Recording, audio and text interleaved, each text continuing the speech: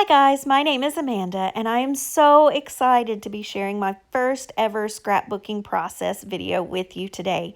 Today I'm creating a layout about my son and I and the fun handmade shirts I made for St. Patrick's Day. I love St. Patrick's Day and all things Irish, so I have tons of layouts in my scrapbooks featuring St. Patrick's Day, and they almost all include shamrocks. Today I decided to shake it up a little bit, and I'm actually going to be using a rainbow cut file. I believe this is a free cut file from Paige Evans from her My Scrappy Place Facebook group. And the collection that I'm using is also Paige Evans, called Turn the Page. I love this collection. I've had it for a long time, but I'm trying to stash bust right now so I can make room for any kind of new product that I'm getting here soon. I actually ordered the new Paige Evans collection, and I'm super excited to get it, but I need to make room for this collection by using up some of my older product. So today I decided to do that with this collection. I love this paper. This background paper is the one with the birds on it, and I had such a hard time using it. I had hoarded it for so long, but I finally decided I was just going to do it and use this page as my background paper because it was kind of a greenish blue, and I thought it would go great with our St. Patrick's Day theme and picture. I am backing the cut file. I traditionally back cut files by turning the cut file over, turning the paper over, tracing it, and cutting just outside that trace line with my pencil, or my pencil trace line, just cutting outside of that. And then I glue it using my fine liner bottle and some Scotch tacky glue.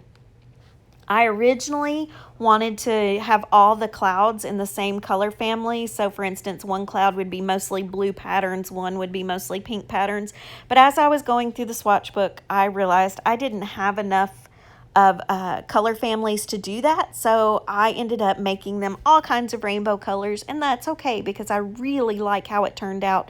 So I'm backing all of these clouds. I don't make you watch all of it, obviously, and then I actually popped it up on some foam that I got from the Dollar Tree. One of my friends told me about it, and I got it, and it's really neat. It's not super thick. It's double-sided, so it's sticky on both sides, and you can actually tear it with your fingers. So if you stop by the Dollar Tree anytime, check out their foam. It's really sticky too, so I'm thinking it will stay in my album. Right now I am creating photo mats for my photo, or layering papers behind my photo. The first one is from the cut apart sheet, and it was actually a 4x6 cut apart, and I just cut it down for my photo. And the second one was this blue background paper with the other side has blue and yellow flowers. I am now going through the ephemera pack and picking out several pieces that I think might work for this layout, or for me anyway. I really like the big florals in this ephemera pack, and I'm going to use a couple of them behind my photo here, and they pick up on all the colors in the rest of the collection. There's also a arrow that says magical that I really wanted to fit in because I thought it would be fun for this layout, but I just wasn't able to fit it in. I also am going to be using the chipboard thickers and the wood veneers that come with this collection. I have had them for a long time, and I just love them so much that I never want to use them on anything. So today I'm really going to try and use them up. This big gold butterfly is so beautiful. I think I'm going to try and use it around my title. And I'm also going to include another little bird for a flying thing. And then I found another little bird on the chipboard that I like as well. Right now I'm going through these really pretty wood veneers. They're a natural wood color, and then some of them are painted with the colors from the collection. And I really like it. I think I only end up using a heart from this, but I love all these wood veneers and will hopefully come up with a way to use them in the future. The thickers that I'm using are thickers, and they're gold, and I believe they're from a One Canoe 2 collection that I've had for a long time. And the foam is actually a really light blue that matches this background, and then it's gold on top, and I think they're so pretty. And then I'm going to add a secondary title with this Paige Evans, the small letters that come from one of her later collections. I don't remember the name of it, but I love these little foam letters. They're navy and white, and you can do so many different things with them. So now I've got everything down pretty much where I want it. So I'm going to start gluing everything down. I actually love this double-sided adhesive. It's Miracle Tape, and I really like using it. A lot of people don't like it because they don't like sitting and tearing the backing off, but I find it very restful and therapeutic.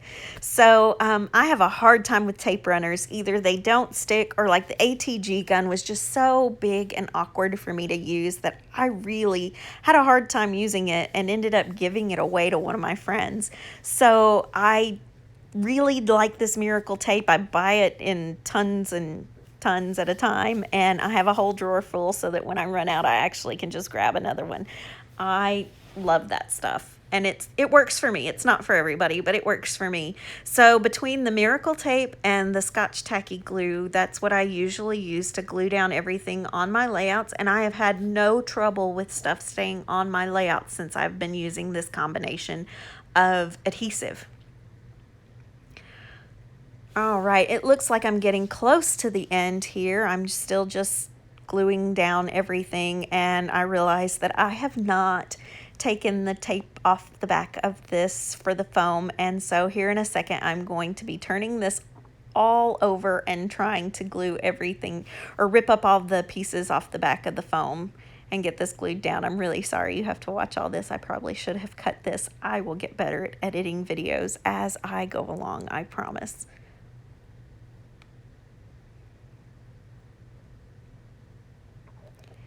And as you can see, I used tons and tons and tons of this tape, or foam adhesive, and I didn't even use a half of a roll. So for $1, I thought that was a pretty good little deal. And you get lots of adhesive for that price. I think my friend Jody was the one that turned me on to this foam adhesive. And then that way I don't have to glue it down. It's sticky itself. So I'm gonna make sure everything is stuck down, and I'm going to add a little bit of journaling on this little journaling spot I'm adding to the bottom. I love the Old American Crafts memory markers, and they don't make those anymore. And then I found these Stampin' Up! Markers, and I don't think they make these anymore either. So I'm really trying to find a good black marker style marker that I can use and use for my writing. So hopefully I'll find that in the future. That finishes up my layout for me. Thank you for joining me. Thanks, guys.